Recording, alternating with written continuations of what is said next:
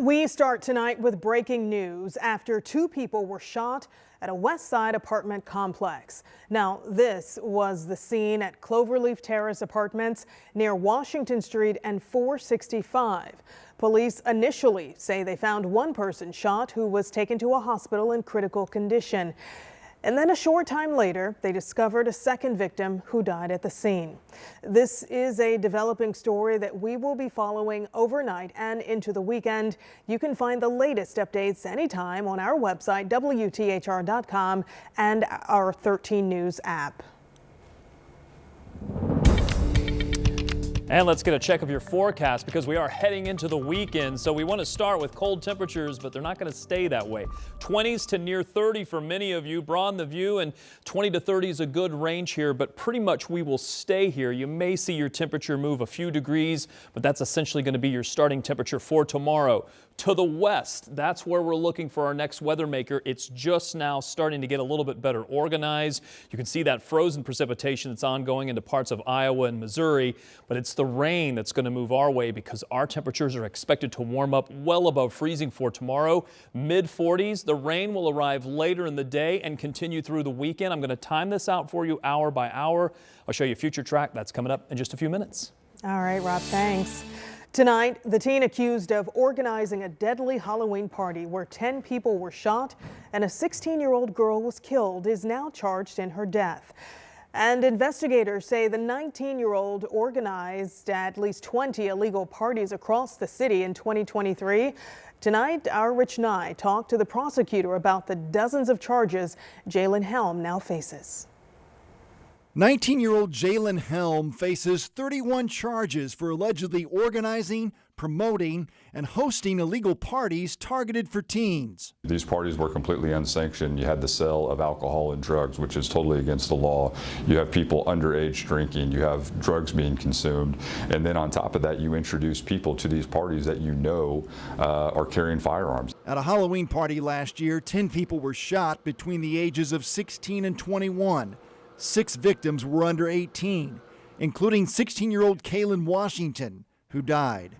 Helm is charged with reckless homicide for her death. If you're going to throw these parties with young people, with drugs, with alcohol and guns, we certainly think that is foreseeable and that you have deviated from the standard of care that you owe to the people who go to the party because you're putting them all at risk. Social media helped investigators connect Helm to parties all over town in 2023. The great thing about young people is they love memorializing everything on social media and they love saving everything on their phone. There's really a treasure trove of information available to us. Investigators blame Helm for a large fight outside a party at this house on Ralston Avenue.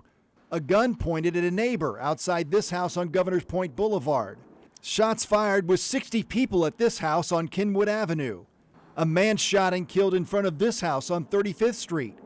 300 people at this house on Kansas Street. Investigators say that Helm held multiple parties here at the Venue 56 Event Center at 71st and Georgetown Road, including his 18th birthday party, with a $10 cover charge. Helm allegedly received 115 payments for almost $1,800 in entry fees. In Indianapolis, Rich Nye, 13 News. Helm is also charged with taking photos of people's credit and debit cards while he worked at the drive-thru at Taco Bell, using the stolen cards to buy party supplies. Well, there is a growing effort to crack down on these kind of unauthorized parties that sometimes end in gun violence. Airbnb is implementing anti-party technology on its platform just ahead of the new year. The system analyzes the length of a trip, the type of listing, distance between the listing and guest location, and the date of the reservation to determine if it's high risk. Now, if it is, the guest will either be blocked from booking or redirected to alternative options on the platform, all in an effort to prevent unauthorized parties and protect not just property owners, but people living nearby. I'm all for any support that we can get from any of the websites. For me, it's all about being a good neighbor. So it's all about Hoosier hospitality. We want guests to have good times when they're here in our city, but we want everyone to be safe. During last year's New Year's holiday, Airbnb says this technology prevented 33,000 higher risk reservations. 450 of those were from Indiana. Put your hands up! Let me see your hands! Tonight, IMPD sharing edited body camera video from a police shooting back in October. Police say they were responding to a theft report when a car pulls up and stops. Who's this? I don't know who. That's when police say a woman in the car got out, telling them Julius Hill carjacked her at gunpoint and forced her to drive. The situation quickly escalated when police say Hill refused to put his hands up and pointed a gun at police. We are freezing the video, but moments later, you hear an officer shoot Hill. Police treated Hill at the scene before EMS arrived, but he died several weeks later in the hospital. Now, the officer involved is currently on administrative leave while his actions are reviewed by the Department and Use of Force Review Board. Tonight, IMPD tells us the man involved in yesterday's police shooting on the city's west side was experiencing a mental health crisis. It started when officers responded to this apartment complex near Washington and Morris. They say a man fired shots into the complex and pointed a gun at his family before running off. When police found him a few blocks away, the man allegedly fired at police and a squad car, and an officer fired back. The suspect was grazed by the bullet and taken to the hospital for treatment. The officer involved in this shooting is also on administrative leave tonight. Well, tonight we are working to find out what led to a deadly shooting at an Amazon warehouse near Greenfield.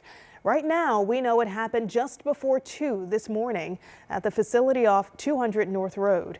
39-year-old Isaac Riley was found dead in the parking lot, and the person who allegedly shot him was still at the scene, surrendering to police when they arrived and cooperating with the investigation.